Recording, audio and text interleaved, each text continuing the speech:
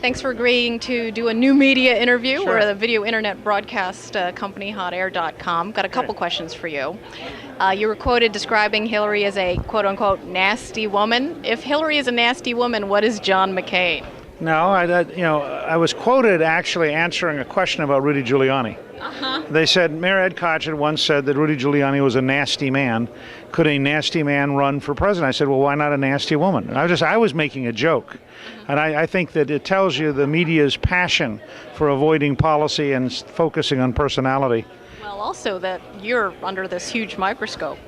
Well, but we would spend an hour talking about substance in that same interview. So I met with the editorial board. So I'd much rather talk about policy and substance. And I think, frankly, if conservatives are going to defeat the Clinton machine, they're not going to do it with swift boat veterans against the war kind of negativity. I think you're going to have to offer very big, bold alternatives and give the American people a real choice between a left-wing candidate and the values of most Americans. What's your feeling about CPAC so far? I've just been here for a few minutes, but a lot of enthusiasm, a lot of interest. I'm told they're going to have 6,000 people, which may be the largest CPAC in history. And CPAC has always been one of the most important intersections in the conservative movement. So I think this will be a very important 3 days. Robert Novak described the GOP suffering a void. Do you agree with that characterization of the current cast of candidates? A void. Look, I think this whole process of talking about 2008 in March of 2007 is just stupid. I can't describe it more vividly. It would be like saying there's a void for Thanksgiving dinner on April 1st.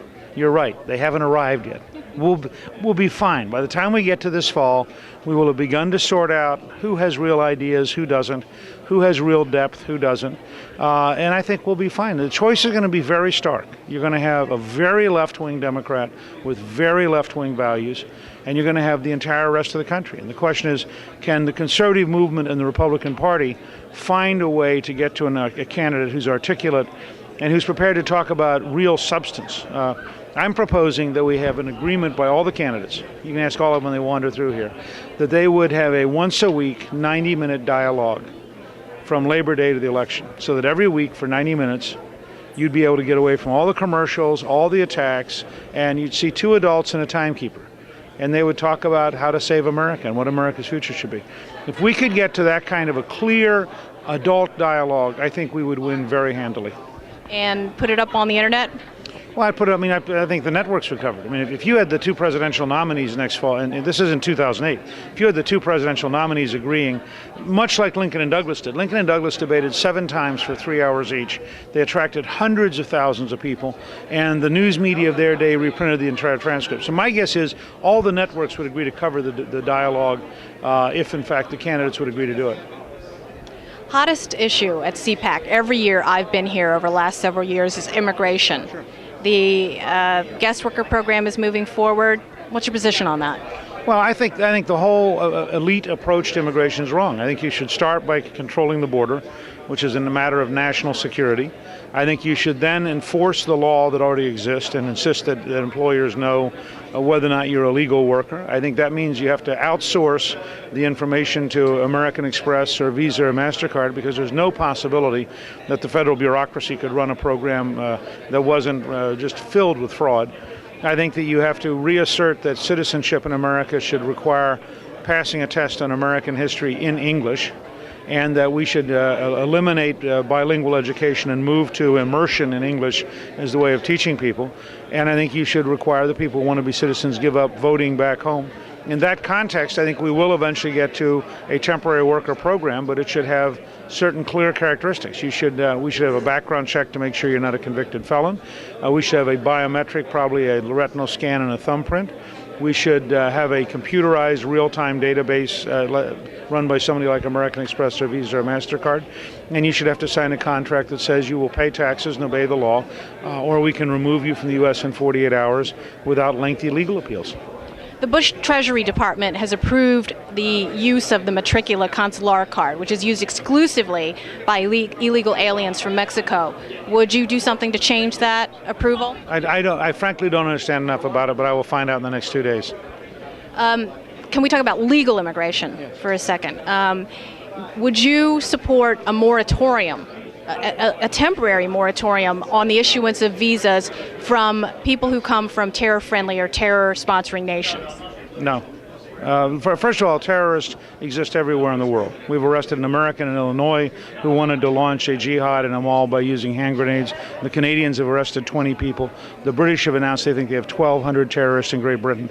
We need an effective screening process for terrorists, period. A profiling process. Of course it's a profile. I mean, let's be honest about this. That's a good national debate. Should you, in fact, look, but the profile may be complex because they may well be of very diverse nationalities today.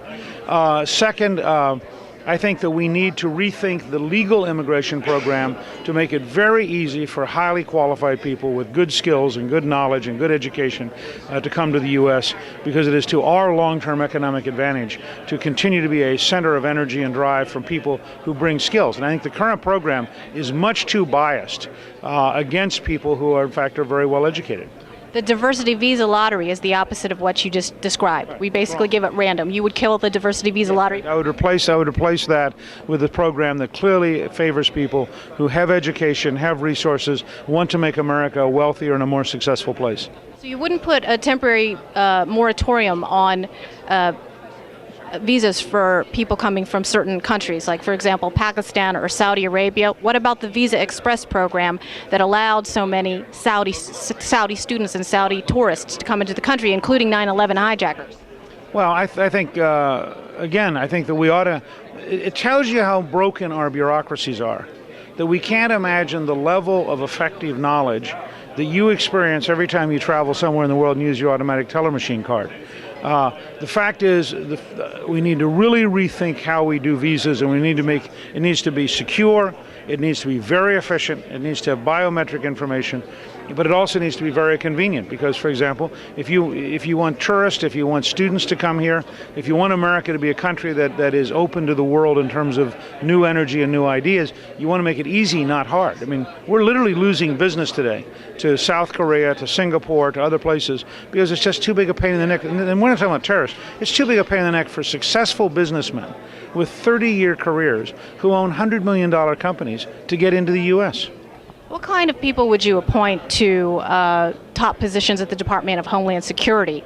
Over the course of the Bush administration, we've had bankers, we've had crony appointments, people who have no experience whatsoever in immigration enforcement. I would appoint ruthless and relentless implementers who understand that the current system is broken, that Katrina and the aftermath is a disgrace, and that you need to be prepared to fix the system based on metrics. I mean, the people who were the most impressive, frankly, if you look at what Mayor Giuliani did with CompStat, the computer statistic program in New York, and you look at what Chief Bratton did in Los Angeles, where he took the New York model, New York has reduced crime by 75% since Giuliani was first elected.